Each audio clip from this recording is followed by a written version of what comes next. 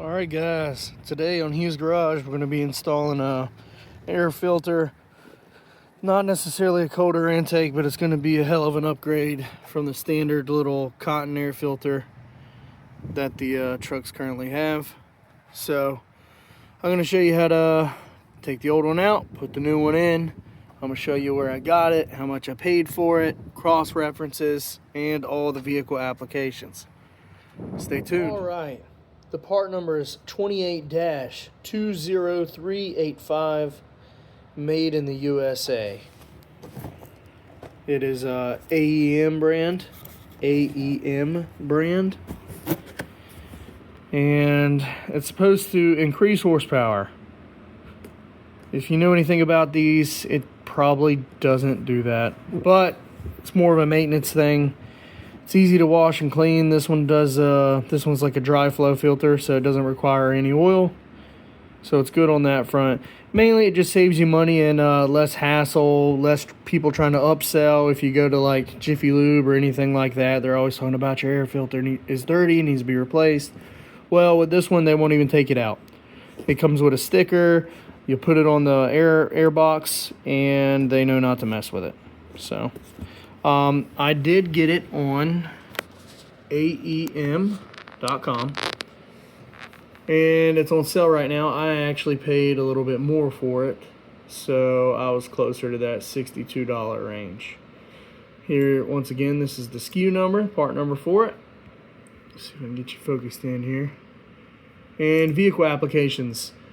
Pretty much every single F-150, every single Ford Expedition, every single Lincoln Navigator, from the 2.7 to the 3.5 to the 5.0 to the Power Boost 3.5, even the high output 3.5 Raptors, all the Expeditions, even the 3.3 liter on the F-150s. I don't think they make that motor anymore, but they did, and this would have covered the air filter. So let's see if there's any more oddballs on here. 3.0 diesel. So that was the F-150 Power Stroke. Yes, there was an F-150 Power Stroke, and it was a little baby diesel 3.0. Never driven one. I've seen a couple riding around here. I would love to have one. I may get one day, but for now, I'm going to ride with the Power Boost. Motor-wise, that's about it. The 3.5, 5.0, 3.3 to 2.7, and then the 3.0 V6, so. And then the high output 3.5. And here is the cross-reference numbers. So these are more or less the stock Ford air filter cross-reference numbers, so if your stock one's that, oh, I forgot it was touchscreen. If your stock number is that for the air filter, then this is a direct replacement for it. All right, let's get this thing installed. All right, let's get this installed. Unlock your car. Pop your hood. I've already got mine popped up, but you know, go right there. Press that little lever. All right, here's your air box. You got a clamp right here, clamp right here. They're plastic, they're cheap, be easy, make sure they don't break. And then if you look back here, you kind of got these little slots. So what you'll do is you'll kind of pull towards yourself a little bit and up at the same time, and it comes right off. All right, now I got 3,000 miles on my truck, and filter's actually a little dirty.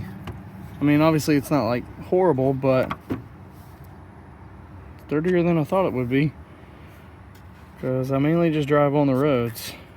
Anyways, I'm gonna take this out the box.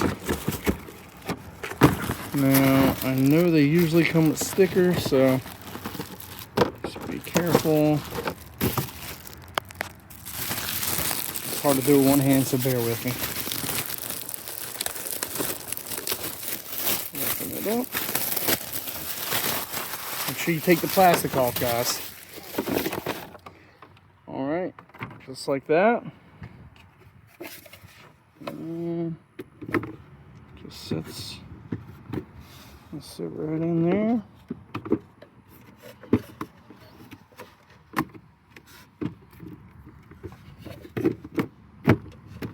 Like that.